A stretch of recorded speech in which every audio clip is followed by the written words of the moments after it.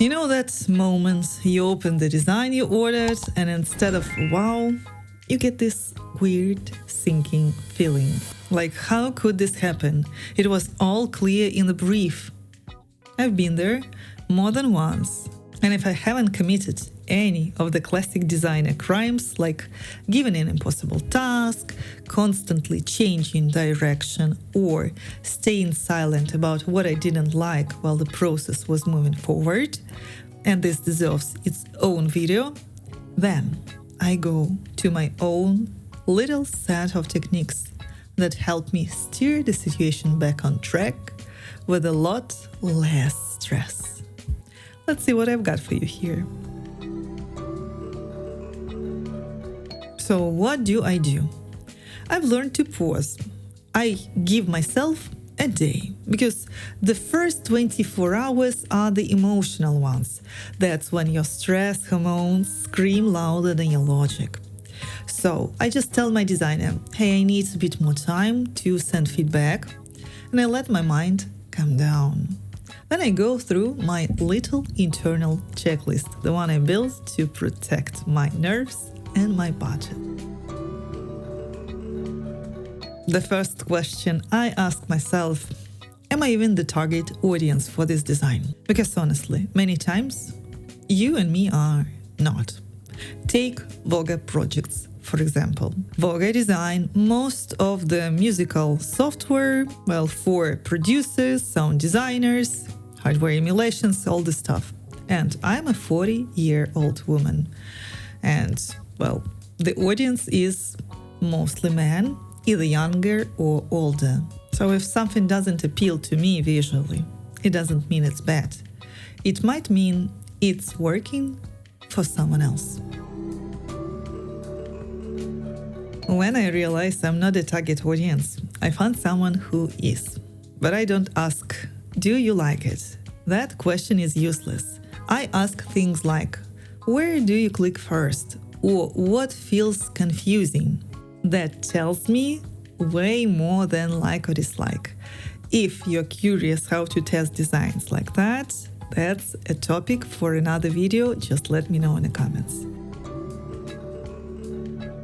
Next thing I do, I open my brief again. And if I haven't actually wrote down the criteria for success, that's the best time to do it, or to at least update them, because without clear criteria, every project turns into endless journey.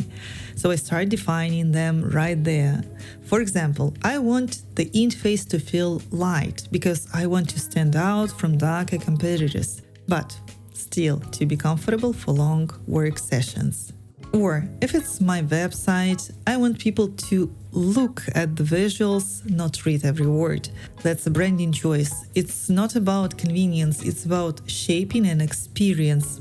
Usually I keep 2 or 3 criteria maximum.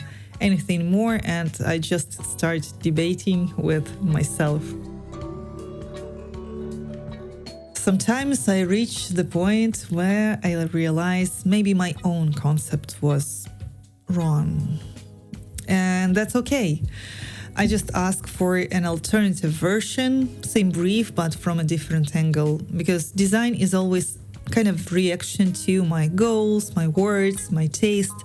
And if something feels off, maybe the designer just simply followed my logic too well. In my experience, the second attempt almost always turned out stronger, because the first idea already laid the groundwork.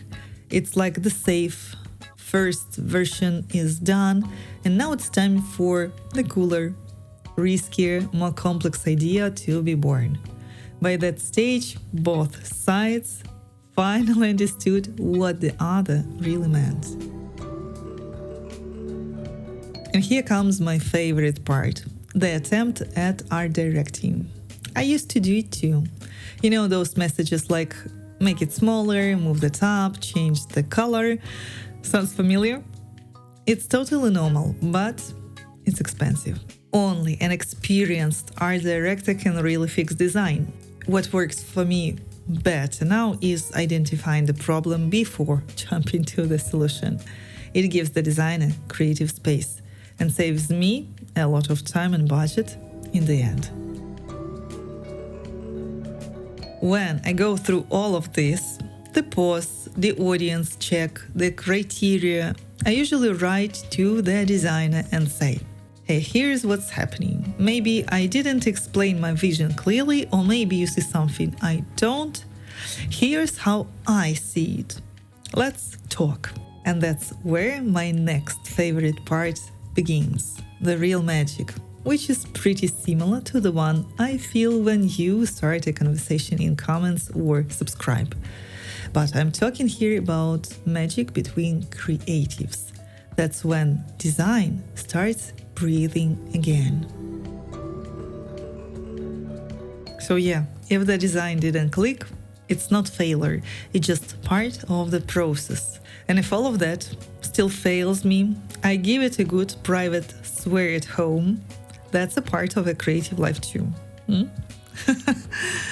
We get annoyed, we tweak, rebalance, and then somehow we land on something that finally feels right. Because the moment when the design finally brings you clicks and purchases is always worth it.